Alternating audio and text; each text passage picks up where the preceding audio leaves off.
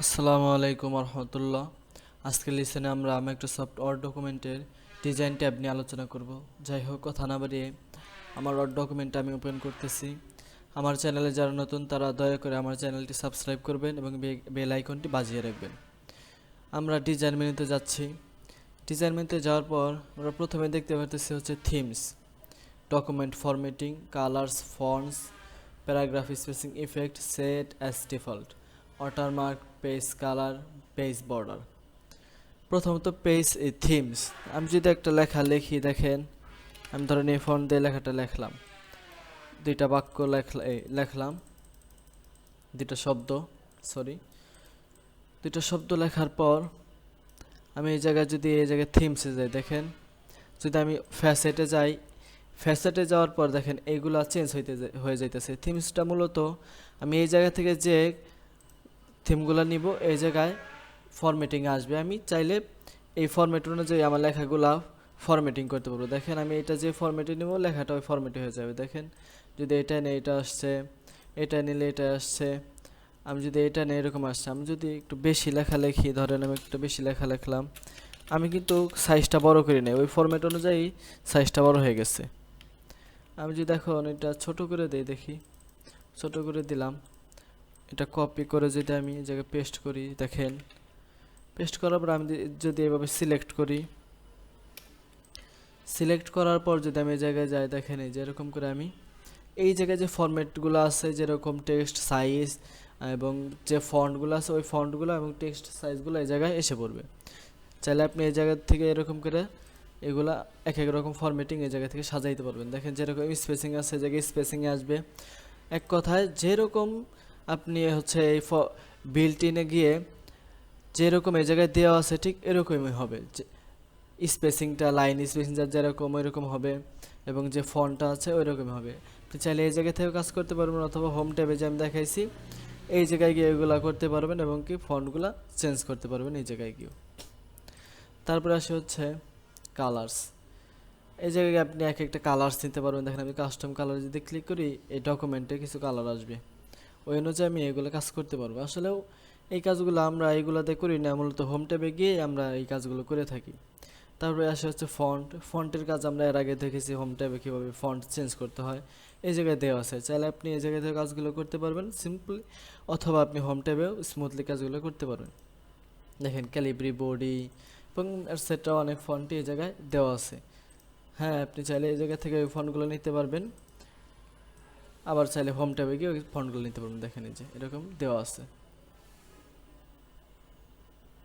এই জায়গায় আছে টাইমস নিউ রোমান, এরিয়াল, তারপরে কনসার্ট, টানিয়া, এক একটা ফন্টের জায়গা আছে দেখেন।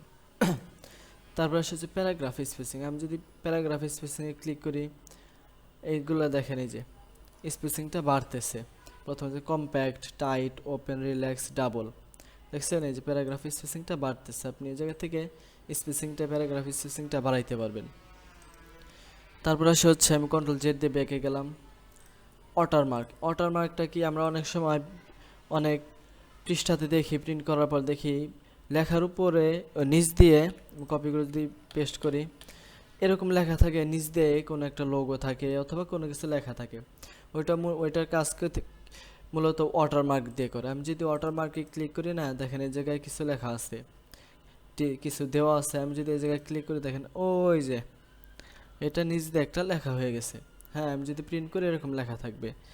ধরেন এরকম তো লেখা আছে এগুলা, কিন্তু আমি চাইতেছি আমার একটা ছবি বসাবো, একটা লোগো বসাবো অথবা আমার নাম, ওইটা কিভাবে করব? এটা করার জন্য আমি কাস্টম ওয়াটারমার্কে যাব।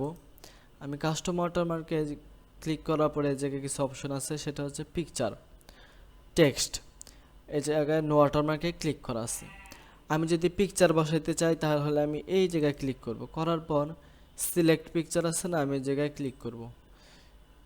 এই জায়গায় দুইটা অপশন আছে, একটা হচ্ছে ব্রাউজ মানে আমার ফাইল থেকে, আর একটা হচ্ছে অনলাইন, আমি সার্চ করে আনতে পারবো। ধরেন আমি প্রথমে তো ব্রাউজে যাইতেছি, ব্রাউজে যাওয়ার পর আমার লোকাল ডেস্কে আমার এই ফটোগুলো আছে, আপনার যে ফোল্ডারে আছে আপনি এই ফোল্ডারে যাবেন। ধরেন আমি এই জায়গা থেকে একটা ডাউনলোড করতেছি, ধরেন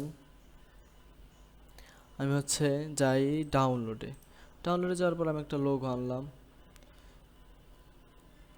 ইউটিউবের একটা লোগো আনলাম অথবা মাইক্রোসফটের, দেখেন এটা আনলাম, আনার পর আমি ইনসার্ট করলাম, ইনসার্টে ক্লিক করবেন, করার পর ওকে, ওই যে দেখছেন বসে গেছে। আপনি এভাবে এই কাজগুলো করতে পারবেন। যদি আপনার নাম বসাইতে চান, আমি কাটলাম কিভাবে, কন্ট্রোল জেড দিয়ে ব্যাকে গেছি, অথবা আপনি এই জায়গায় গিয়েও রিমুভ করতে পারবেন, যেটা ছিল ওইটাই করতে পারবেন। অথবা আবার যদি আপনি কাস্টম ওয়াটারমার্কে যান, যাওয়ার পরে এই জায়গায় সিলেক্ট পিকচারে ক্লিক করে ব্রাউজ থেকে ডাউনলোডে গিয়ে অন্য একটা আনেন, ওইটা আপনা আপনি রিমুভ হয়ে যায়। ধরেন আমি আনলাম হচ্ছে জিমেইল, তারপরে ইনসার্টে ক্লিক করলেন, ওকে, এটা এভাবে বসে গেছে।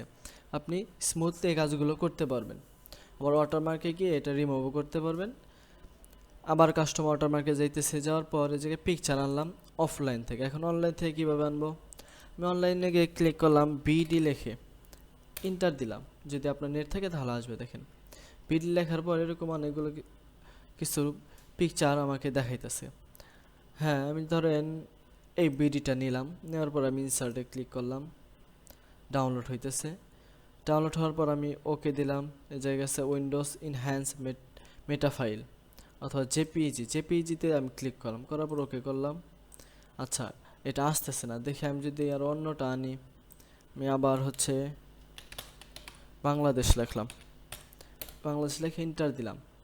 বাংলাদেশের একটা পতাকা আমি যদি আনি এইভাবে 1200/720, ইনসার্টে ক্লিক করলাম।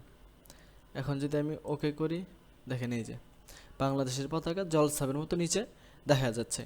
আমরা এইভাবে ওয়াটারমার্কের কাজ করতে পারবো। আবার আমি চাইলে আমার নামও দিতে পারবো।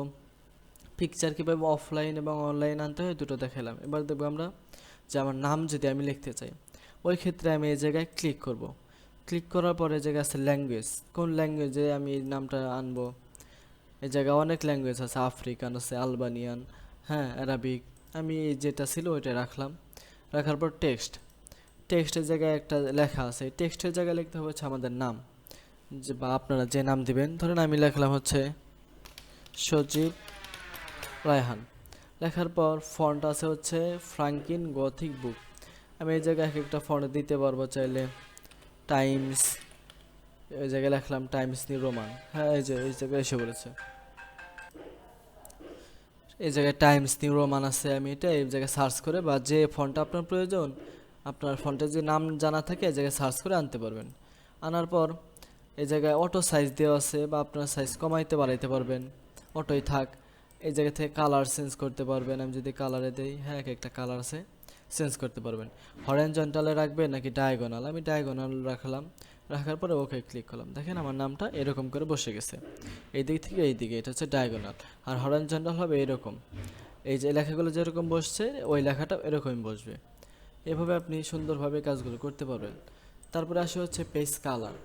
পেজ কালারে গিয়ে আপনি একটা পেজ কালার করতে পারবেন এরকম করে, কিন্তু এই কালারটা যদি প্রিন্ট দেন তাহলে থাকবে না পেজ কালার থেকে। তারপরে আসে হচ্ছে আর মোর কালার্স আছে, মোর কালার্স থেকে আপনি এগুলো কালার দিতে পারবেন, ইফেক্ট দিতে পারবেন। ফিল ইফেক্টে গিয়ে আপনি এভাবে ইফেক্ট দিতে পারবেন। তারপরে আসে হচ্ছে পেজ বর্ডার। পেজ বর্ডার আমরা অনেক সময় দেখেছি পৃষ্ঠার চারপাশে একটা প্রিন্ট দেওয়ার পর একটা করে বর্ডার দেওয়া থাকে, সুন্দর সুন্দর আর্ট থাকে। এটা মূলত পেজ বর্ডার দিয়ে নেয়। পেজ বর্ডারে গিয়ে দেখেন এই জায়গায় বক্স আছে, হ্যাঁ আপনি চাইলে এই যে এগুলো নিতে পারবেন, ড্যাশ ড্যাশ যেটা মন চায় কালার চেঞ্জ করতে পারবেন। এই জায়গা থেকে ওয়াইড পয়েন্টটা বাড়াইতে পারবেন। তারপর যদি ওকে দেন না, দেখেন এই চার সাইডে একটা বর্ডার আসছে। আমি পেজ কালার এটা নো কালার করে দেই, তাহলে ভালো করে বুঝতে পারবেন। আবার পেজ বর্ডারে গিয়ে আমি যদি এরকম চাই, দেখেন এরকম যদি চাই, কালারটা যদি আমি রেড চাই, হোয়াইটটা যা মোটা করতে চাই, আমি যদি এখন ওকে ক্লিক করে দেখেন এই যে চার সাইডে একটা বর্ডার বসে গেছে। এইভাবে আপনি কাজগুলো করতে পারবেন। তারপরে আসি হচ্ছে আর্ট। অনেক সময় দেখা যায় সুন্দর সুন্দর ডিজাইন থাকে আর্টের, এটা হচ্ছে যে আর্টে গিয়ে এইগুলো ডিজাইন আনে। আমি যদি আর্টে যাই, দেখেন অনেক সুন্দর সুন্দর ডিজাইন আছে। ধরো আমি এটা ক্লিক করলাম এবং ওয়াইটটা বাড়াইতে পারবো এই জায়গা থেকে, দেখছেন মোটা করতে পারবো। এই যে দেখেন ওয়াইট বাড়তেছে, 3 দিলাম, ওকে দিলাম, দেখছেন এটা মোটা হয়েছে। আবার আপনি পেজ বর্ডারে গিয়ে এগুলা ছড়াই ওয়াইটটা কমাইতে পারবেন। দেখেন এই জায়গায় যে ওয়াইটটা আপনার মন অনুযায়ী কমাইতে পারবেন। এভাবে কাজগুলো আপনি করতে পারবেন। এখন যদি ওকে দেন, হয়ে গেল। আবার আপনি এটার কালার চেঞ্জ করতে পারবেন। আমি যদি এরকম দিয়ে দেখছেন ওই যে এটার কালারটা চেঞ্জ হইতেছে, এই যে এই পাশে যেগুলা, এটা দিলাম, ওকে দিলাম, দেখছেন এটার কালার চেঞ্জ হয়েছে। এভাবে আপনি ডিজাইন ট্যাবের যে কাজগুলো আছে সুন্দরভাবে করতে পারবেন। আশা করি আপনারা সুন্দরভাবে বুঝতে পেরেছেন। সবাই ভালো থাকবেন এবং দয়া করে আমার চ্যানেলটি সাবস্ক্রাইব করবেন। আসসালামু আলাইকুম ওয়া রাহমাতুল্লাহ।